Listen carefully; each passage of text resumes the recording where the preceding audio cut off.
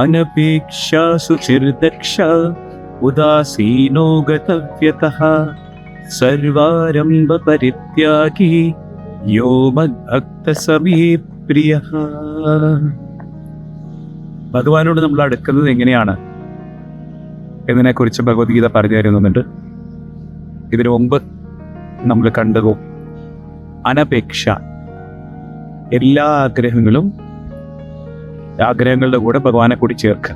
അങ്ങനെ ആഗ്രഹങ്ങൾക്ക് അതീതമായി പോവാൻ ഭഗവത് കാരുണ്യത്താൽ നമുക്ക് പറ്റും. ഈ അടുത്ത കണ്ടീഷൻ ഭഗവാൻ പറയുന്നത് അനപേക്ഷ ശുചി ദക്ഷത ഉദാസീനത കൃതജ്ഞത സർവാരംഭ പരിത്യാഗി.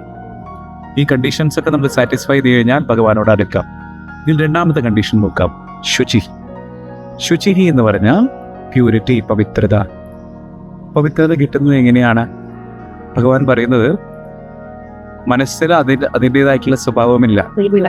മനസ്സ് നമ്മൾ എന്തായിട്ട് ഘടിപ്പിക്കുന്നു അതിൻ്റെ ഗുണം മനസ്സിന് വരും. ഭഗവാൻ തരുന്നൊരു ഉദാഹരണം ഇതാണ്.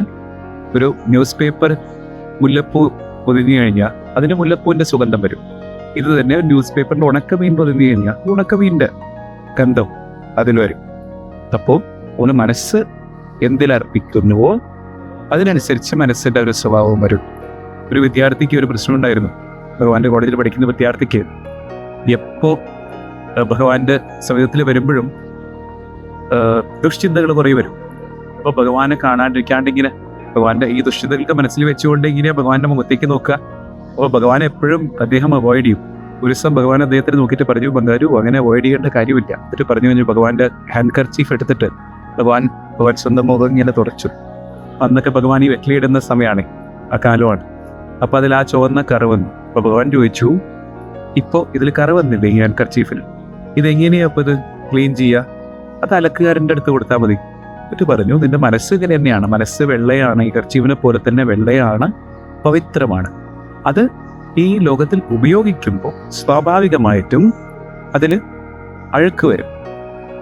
അപ്പോൾ അതെന്താ ചെയ്യുക? അപ്പോൾ ഇങ്ങനെ അത് മാറ്റുക, അലക്കുകാരൻ്റെ അടുത്ത് കൊടുക്കുക.